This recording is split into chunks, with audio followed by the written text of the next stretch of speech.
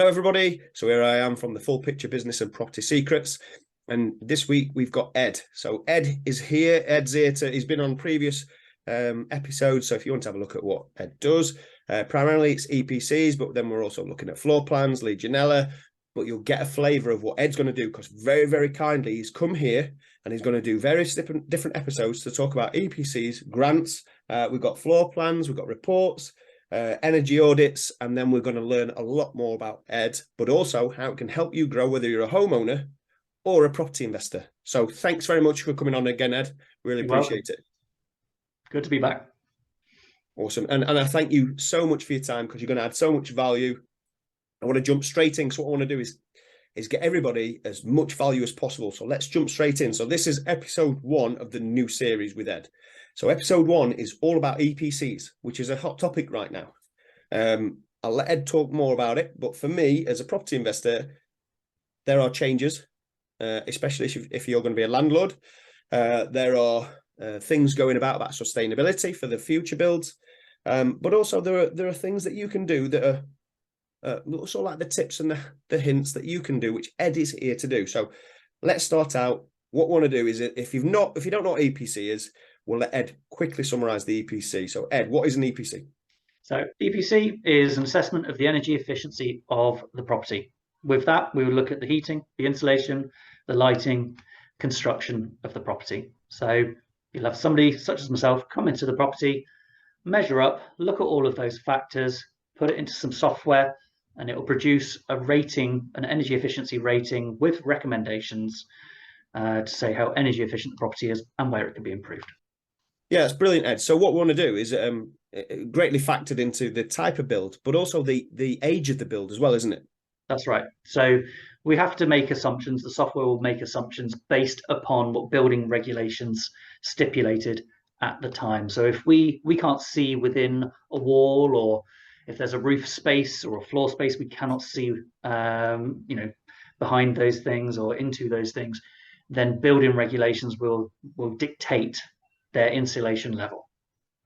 Okay, so you're going off some assumptions there, yeah. So yes. That's really interesting, and this is the whole point, ladies and gents, that I wanted to get this out there, is because sometimes you don't know what you don't know, and I learn stuff every week from Ed.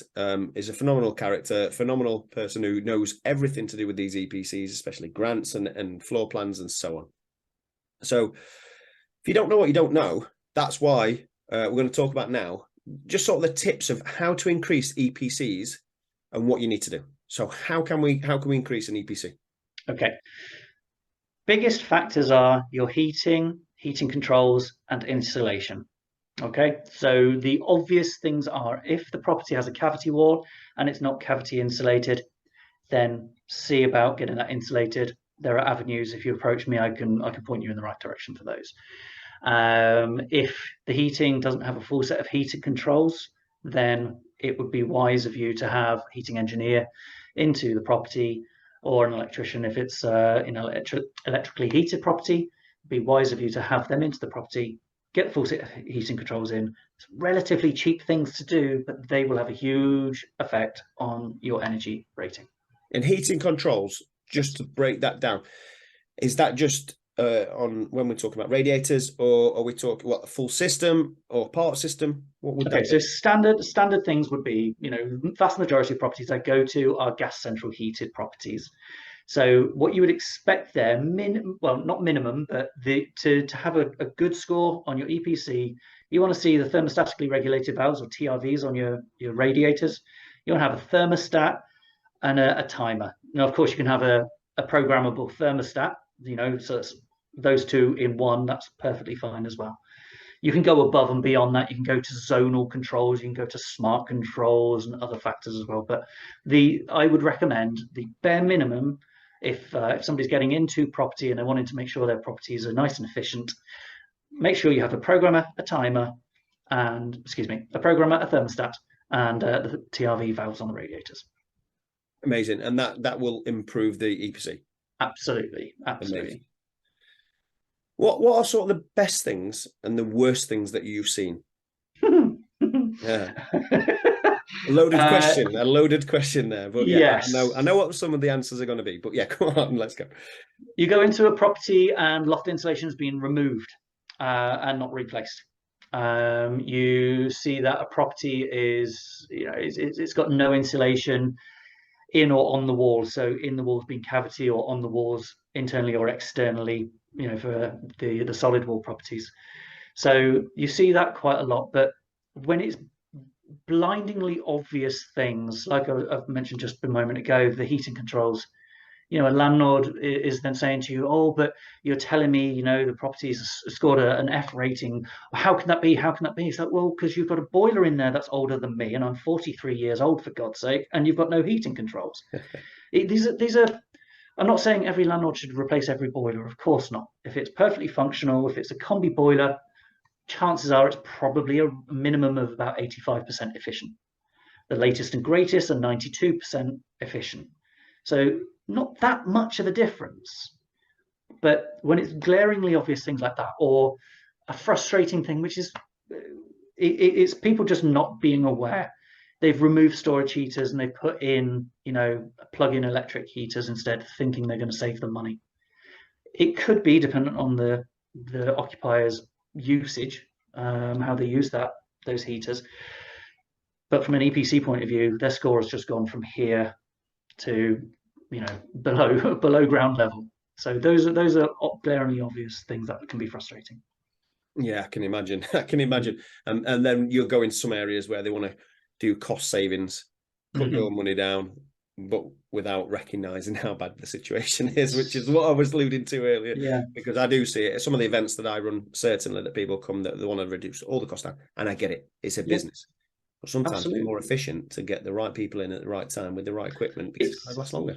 You're right. I mean, I'll come across the landlords which will go, hey, look, I've just bought the property, I've just taken over the property, I'm going to throw a whole lot of money at it. And their view with that is that, hey, I can now forget about the property for 10 years. More power to them. If you've got the finances to do that, great. If you don't, then a simple conversation with myself, I could say to them, look, in your scenario, you don't have a timer. A timer is something you could potentially actually fit yourself, a thermostat certainly. They are very low cost things, but they can make that change. That could be just what needs to tip you over to where you're, the score that your EPC needs to be. So just a phone call where that phone call might not even cost you a penny. That little bit of advice, or reaching out to a network such as yours. Hey guys, this is my situation. Does anybody have any help and advice? Leaning on the knowledge of people in the know is always going to be a smart move. And that is the power of the network. And that's, breeding a network, living a network. I love it. Yeah. But it's bringing in the professionals. So this is the Property Professional Touch is the podcast as well, but this is on the Full Picture Business and Property Secrets. And that it's all run by professionals, and we're bringing in professionals such as yourself to do that. Going back, just speaking to some of the landlords, yes, it's great if you can. If you can get in there and you can upgrade your property, and then look at forgetting it. I won't forget it for 10 years, but look at forgetting it for a while. Yeah. If you can't do that, you need to factor in capital expenditure, because each year you're going to have to spend X amount. So make sure that when you're going on these courses, they give you the full picture. And the reason this is called the Full Picture brand is because we want to give you that full picture to make sure that you don't fall foul, because it's not just as easy as getting that money. This is your net profits. It's going to go in your pocket after you've paid everything. People forget about the capital expenditure, which is what you need to do for maintenance each year. Otherwise, you're going to get a big bill in 2-3 years. Big bill 2 or 3 years after that. Big bill 2 or 3 years after that. And it's not fair, because it will eat it. It's all about sustainability. I've heard it described like this. So I'll typically use the example of a gas engineer. You can, if you service your boiler every year, that boiler is going to last and could last a very long time. If you don't service it, that boiler will break down. It's going to cost you more money with emergency call outs and things like that. And it's the same as servicing a car. Yes, you could save money by not servicing the car. It's not a legal requirement to service it. But it's going to cost you more down the line, because you're just avoiding the inevitable. So. Yeah. And more. So there are studies out there. One of them I did for my degree. So the study was looking at managing things correctly. So rather than papering over the cracks every now and again, you set up a program where you are going to be looking after it. So it's a sustainability program. So you're going to be looking at a maintenance and a refurb program where you pay X amount. And when you compare that to the ones that don't pay that X amount per year, and they do the one-off payments, the one-off payments actually work out more Yeah. than they would do if you just looked after it per year. So yeah, brilliant. Anyway, let's get back in. What I want to do is right now I want to ask, and this is a big ask because I know it's your profession, and it's not really talking about the product names, but what are some of the things that people should be looking at? And by that I mean, say we're looking at windows. What type of rating would they be looking at windows? And I know that's a big thing, but then let's break it down to some of the lesser expensive things that we're going to be putting in there, such as loft insulation. So what should people be looking at to improve things? So quick hacks, quick tips, but then breaking it further into things that cost more. Okay, so windows wise, it doesn't matter as an energy surveyor, it doesn't matter about the particular brand of the glazing. Okay, so if you have single glazing and you're not in a conservation area, if there is no restriction to you to being able to install double glazing, then double glazing will benefit you. However, it's an expensive measure and it makes a very small difference to your energy rating. So if you're ideally if you're single glazed, I would suggest go over to double glazed. But if you're trying to watch the pennies, the priority would definitely go heating, insulation measures. So if you've got a solid wall property or a non-standard construction property and there is no insulation currently, then what you can do is you can have, and there are grants available, we can touch on them, you know, in a different next episode. That's next episode. Because they're so important in themselves. I want to talk about the EPCs, and then the next one we can fully go into the grants as well. Yeah, we can touch on that, you know, obviously in another episode. But you can get external wall insulation, you can get internal wall insulation. These are potentially covered on grants.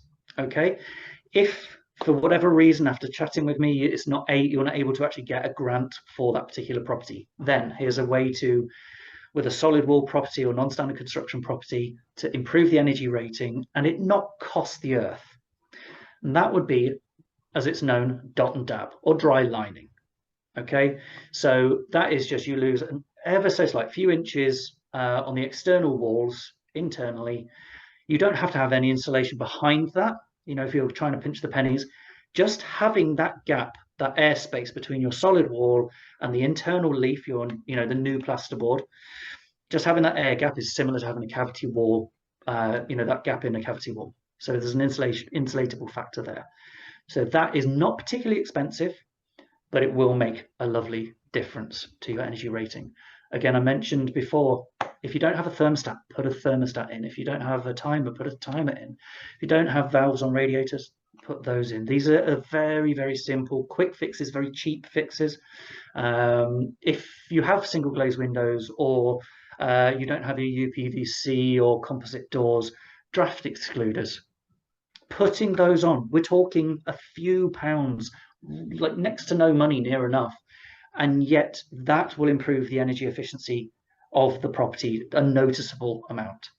You know, it is something which is going to make an improvement to your property, not cost you the things that you potentially could do yourselves as well if you don't have the finances or the inclination to bring in a professional to do those things for you. You know, those are the cheapest ways to make some healthy improvements in your school. See, that's what I'm talking about, and that's why I've invited you on, is because you're willing to give those tips, and ultimately this is going to save a lot of money for people because it's going to increase the value of the property. Absolutely. The higher the rating that they get, it's going to increase the value and it's more sellable. And you're going to open it up, especially if it's above a sea. You're going to open it up to landlords that are potentially going to buy it. If you're a homeowner and you're looking at moving house, you're going to open it up to there. I know I'm talking to a man that already knows this, but you know, you can get preferential rates from certain lenders on your mortgage by having the property at a C rating or above. You know, so that effort is not just going to benefit you and your tenants now, it's going to benefit you for all the years that you stay with that particular lender. Yeah, that's down to chat about next, which is all about lending as well. No, it's perfect timing. It's perfect timing because what we're looking at now is there's changes. Yes, it was 2025. Yes, it's going to 2028. It might come back down to 2020. Nobody knows, do they? No. Nobody knows yet. So this is just for landlords. So you've got to be very careful of where you're going, and you need to start looking at improving things now, getting up to a C, because otherwise it's going to be a mad dash. But remember, it's going to be the finances that are going to get you, because you might not be able to get the mortgage product at the rate that you want or the rate that you're used to if you don't get it up there. So what Ed just said is perfect, and it is probably one of the biggest top tips that I would give you today from this conversation from myself. Ed's obviously given you lots of top tips, how to pinch the pennies and bring them down. And I'm going to offer it out there now that normally we don't do where we can offer products because of what we are, but because Ed's given his time. Ed, how can people contact you if they need to find out more? Okay, so you can email me. It's ed@ask-ed.co.uk.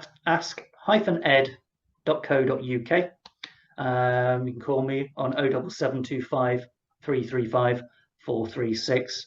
You can go to my website, which is ask-ed.co.uk. That's brilliant. Thank you very much for that. And please reach out to Ed. This was the first episode. We've kept it short and sweet because we want to keep you engaged, ready to go. This is going to be a series, so we're going to be popping these out so you can watch them on the go or you can listen to them. And we're going to make sure that you are covered when it comes to either being a property investor, or if you're just a business owner and you want to make sure that you're cutting down costs and increasing the value of your house, because that would then, if you increase the value of the house and you need more money for your business, you can port that money across. You can actually take money out of that house, or you can put it there as a personal guarantee when you're going forward. Now, I'm not a financial advisor, so that is just my opinion. Speak to a financial advisor before you do anything like that. That's me getting out of jail. But thanks very much for that, Ed. Really appreciate it. And then I look forward to speaking to you about the next episode, which is going to be about grants, everybody. But thanks very much, Ed. Thank you.